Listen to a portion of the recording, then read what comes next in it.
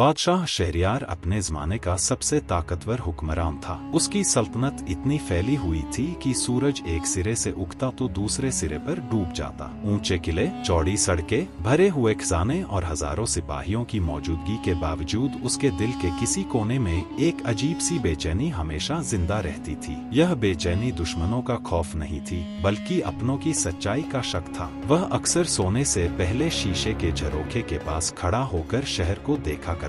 रोशनियों से जगमगाता शहर उसे सल्तनत की ताकत याद दिलाता, मगर उसी रोशनी के बीच उसे अंधेरे भी नजर आते। वह बुदबुदाता, तख्त के साथ लोग चलते हैं, मगर इंसान के साथ कौन चलता है। बादशाह की 3 बेटियां थीं। तीनों रूप, गुण और तालीम में बेमिसाल थी, मगर उनके मिजाज एक दूसरे से बिल्कुल अलग थे। सबसे बड़ी बेटी ज़रीन थी। उसकी ज़बान में मिठास और अंदाज में नज़ाकत थी। वह हर महफिल में अपने वालिद की शान बयान करती, उनके हर फैसले को सही ठहराती और हमेशा यह जताती कि उसके लिए दुनिया में सबसे बढ़कर उसके पिता है। दरबार के अमीर कहा करते, शहजादी ज़रीन अपने वालिद से बेइंतहा मोहब्बत करती है। दूसरी बेटी महक थी। वह कम बोलती थी, मगर जो बोलती थी सोच समझकर बोलती थी। उसकी आंखों में शोर नहीं, सुकून था। वह बादशाह के पास कम बैठती, मगर जब भी बैठती उसकी मौजूदगी में एक अजीब सा इत्मीनान फैल जाता। वह अपने पिता के लिए दुआ करती, उनकी सलामती की फिक्र रखती,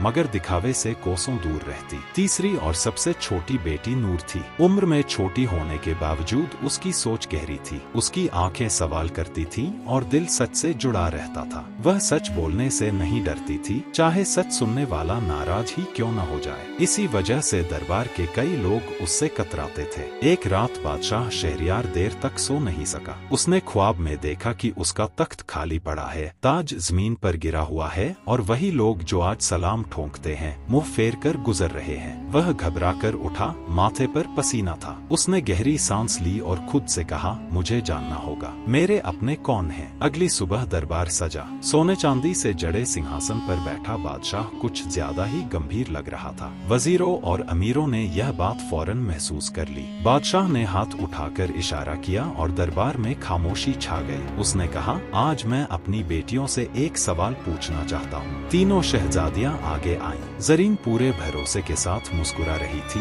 महक शांत थी और नूर की आंखों में गहरी संजीदगी थी। बादशाह ने सबसे पहले ज़रीन की ओर देखा और पूछा, बताओ ज़रीन, तुम मुझसे कितनी मोहब्बत करती हो। ज़रीन ने बिना एक पल सोचे कहा, अब्बा हुजूर, मैं आपसे अपनी जान से भी ज्यादा मोहब्बत करती हूँ। आपकी सल्तनत, आपका तख्त, आपकी शान ही मेरी दुनिया है। अगर आप न हो तो मेरी कोई पहचान नहीं। दरबार में सरगोशियां होने लगी। बादशाह ने सिर हिलाया, मगर उसके चेहरे पर संतोष नहीं था। फिर उसने महक से वही सवाल पूछा। महक ने नजर झुकाकर कहा, अब्बा, मैं आपसे उतनी मोहब्बत करती हूँ जितनी एक बेटी अपने बाप से करती है। आपकी सलामती मेरी दुआ है और आपकी इज्जत मेरी जिम्मेदारी। यह जवाब सादा था, मगर सच्चा। फिर भी दरबार को इसमें कोई चमक नजर नहीं आई। अब बादशाह ने नूर की ओर देखा। उसकी आवाज में हल्की सख्ती थी, और तुम नूर, तुम मुझसे कितनी मोहब्बत करती हो। नूर ने कुछ पल खामोशी से बादशाह की आंखों में देखा, फिर बोली, अब्बा, मैं आपसे उतनी मोहब्बत करती हूँ जितनी नमक खाने वाले को नमक से होती है। यह सुनते ही पूरा दरबार सन्न रह गया। किसी ने इसे बेअदबी समझा, किसी ने तौहीन। बादशाह का चेहरा सख्त हो गया। उसकी आंखों में गुस्सा उतर आया। क्या कहा तुमने? उसने गरज कर पूछा। नूर ने शांत स्वर में कहा, अब्बा, बिना नमक के खाना बेस्वाद होता है। नमक दिखता नहीं, मगर उसकी कमी हर लुकमे में महसूस होती है। दरबार में फुसफुसाहटें तेज हो गईं। बादशाह का गुस्सा अब फैसले में बदलने लगा था और किसी को अंदाजा नहीं था कि यह जवाब आने वाले वक्त में कैसी आंधी लाने वाला है। बादशाह शहरयार कुछ पल तक नूर को घूरता रहा। पूरे दरबार में ऐसी खामोशी छा गई थी कि सांसों की आवाज भी सुनाई दे रही थी। उसके दिल में गुस्सा भी था और चोट भी। उसे लगा जैसे उसकी सबसे छोटी बेटी ने उसके रुतबे और मोहब्बत दोनों को कमतर समझ लिया हो। उसने भारी आवाज में कहा, नमक, तुमने मेरी मोहब्बत को नमक से तौल दिया। नूर ने सिर झुकाया, मगर उसकी आवाज कांपी नहीं। अब्बा, मैंने सच्चाई कही है। यह सच्चाई बादशाह के दिल को और ज्यादा चुभ गई। वह सिंहासन से उठा और उसकी यह हरकत ही सबको बता रही थी कि अब फैसला सख्त होगा। अगर तुम्हारी मोहब्बत इतनी ही मामूली है, बादशाह ने कहा, तो आज से तुम मेरी सल्तनत में नहीं रहोगी। महक ने घबराकर एक कदम आगे बढ़ाया। अब्बा, नूर की बात। खामोश। बादशाह की आवाज गूंज गूंजी, मेरे फैसले पर कोई सवाल नहीं करेगा। जरीन के होठों पर हल्की सी मुस्कान आ गई जिसे वह छिपाने की कोशिश कर रही थी। महक की आंखों में आंसू भर आए। नूर ने कुछ नहीं कहा, उसने बस अपने पिता की ओर देखा, एक ऐसी नजर से जिसमें शिकायत नहीं थी, सिर्फ एक अजीब सा यकीन था। उसी दिन फैसला सुना दिया गया। नूर को महल से निकाल दिया गया। ना कोई ताज, ना कोई जेवर, ना कोई शाही सवारी,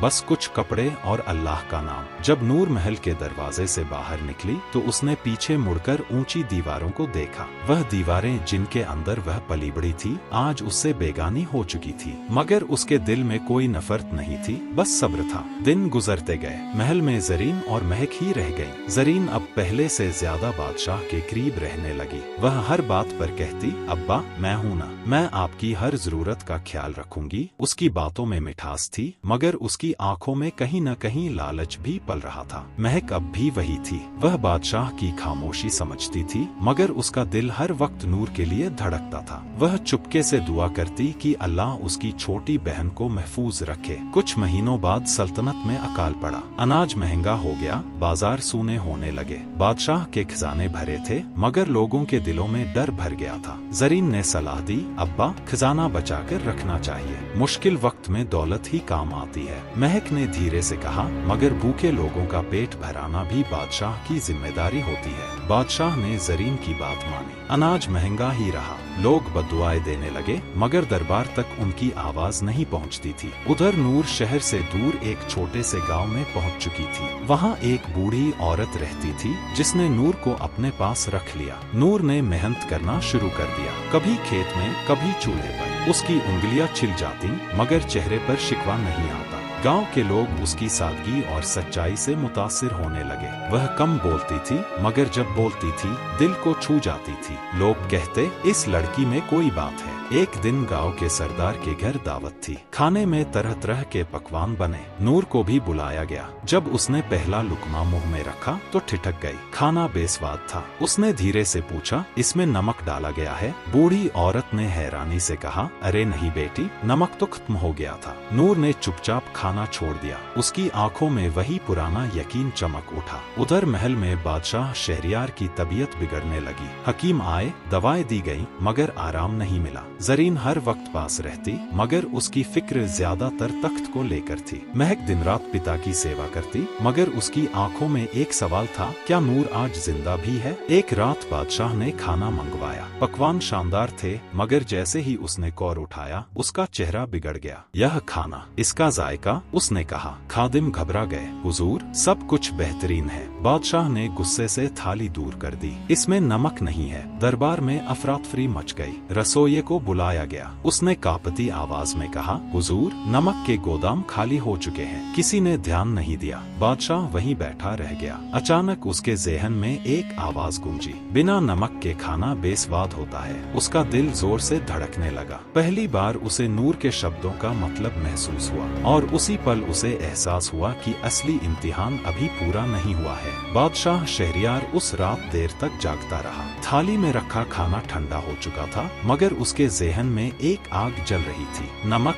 वह बुदबुदाया। वही लफ्ज जिसे उसने कभी तौहीन समझा था आज उसकी जिंदगी का सबसे बड़ा सच बनकर सामने खड़ा था। उसने करवट बदली मगर नींद आंखों से कोसों दूर थी। उसे याद आया कि कैसे नूर ने बिना डर, बिना लालच, सिर्फ सच्चाई कही थी और उसने गुस्से में आकर उसी सच्चाई को ठुकरा दिया था। सुबह होते ही उसने वजीरों को बुलाया। उसकी आवाज में अब पहले जैसी सख्ती नहीं बल्कि थकान थी। नमक की कमी कैसे हो गई? उसने पूछा। वजीरों ने एक दूसरे की तरफ देखा। आखिर एक ने आगे बढ़कर कहा, हुजूर, गोदामों की जिम्मेदारी जिनके पास थी उन्होंने समय पर ध्यान नहीं दिया। उन्हें लगा नमक तो मामूली चीज है। बादशाह ने आंखें बंद कर ली। मामूली? उसने गहरी सांस ली। जाओ, पता लगाओ कि नमक कहाँ से आएगा, चाहे सोने के बदले ही क्यों न लाना पड़े। वजीर चले गए मगर बादशाह के दिल का बोझ हल्का न हुआ। उसने महक को बुलाया। महक दौड़ती हुई आई। अब्बा, उसने धीमे से कहा। बादशाह ने उसकी ओर देखा। महक, क्या तुम अपनी बहन को याद करती हो? महक की आंखों से आंसू बह निकले।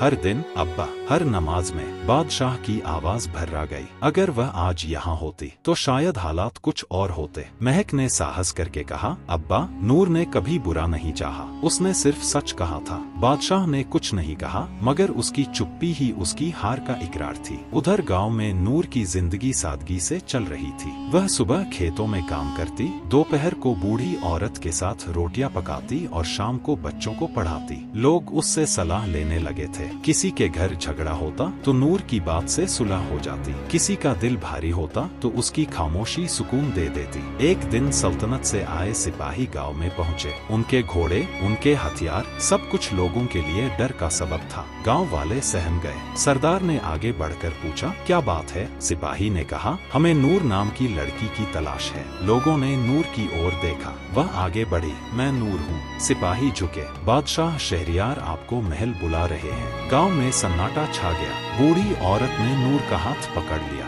बेटी, डर तो नहीं लग रहा? नूर ने हल्की मुस्कान के साथ कहा, जो अल्लाह चाहता है वही होगा। महल में वापसी का सफर नूर के लिए अजीब था। वही रास्ते, वही दीवारें, मगर उसका दिल अब पहले जैसा नहीं था। वह किसी बदले या शिकायत के साथ नहीं जा रही थी। जब वह दरबार में पहुंची तो बादशाह शहरियार सिंहासन पर नहीं बल्कि नीचे बैठा हुआ था। यह मंजर देखकर हर कोई हैरान रह गया। बादशाह ने नूर को देखा और उसकी आंखें भर आईं। वह खड़ा हुआ, कुछ कदम आगे बढ़ा और कांपती आवाज में बोला, मुझे माफ कर दो। पूरा दरबार सन्न रह गया। नूर ने सिर झुका दिया। अब्बा, माफी की कोई जरूरत नहीं। नहीं, बादशाह ने कहा, जरूरत है। मैंने तुम्हारी मोहब्बत को नहीं समझा। मैंने दिखावे को सच समझ लिया और सच्चाई को ठुकरा दिया। उसने जरीन की ओर देखा। जरीन का चेहरा सफेद पड़ चुका था। उसके गुनाह अब नमक की तरह सामने आ चुके थे। उसने खजाने से नमक बेचकर दौलत जमा की थी और उसी लालच ने सल्तनत को इस हाल तक पहुंचाया था। बादशाह ने हुक्म दिया, जरीन को तख्त से दूर रखा जाएगा। वह अब सल्तनत के फैसलों में शामिल नहीं होगी। जरीन फूट फूट कर रो पड़ी, मगर अब बहुत देर हो चुकी थी। बादशाह ने नूर का हाथ थामा। आज मुझे समझ आया कि असली वफादारी मीठे लफ्जों में नहीं बल्कि उस सच्चाई में होती है जो जरूरी हो, चाहे कड़वी ही क्यों न लगे। नूर ने कहा, अब्बा, नमक कम होता है मगर हर चीज को जायका देता है। वफादारी भी वैसी ही होती है। बादशाह ने नूर को अपने पास बैठाया। उस दिन के बाद सल्तनत में कोई फैसला नूर की राय के बिना नहीं होता था। महक उसकी ताकत बनी रही और जरीन ने तौबा करके सादगी की जिंदगी अपनाई। कई साल बाद जब लोग इस बादशाह की कहानी सुनाते तो कहते, उस सल्तनत को तख्त ने नहीं नमक ने बचाया था। और यह कहानी हर उस इंसान के लिए सबक बन गई जो मोहब्बत को लफ्जों से तौलता है मगर अमल की कीमत भूल जाता है।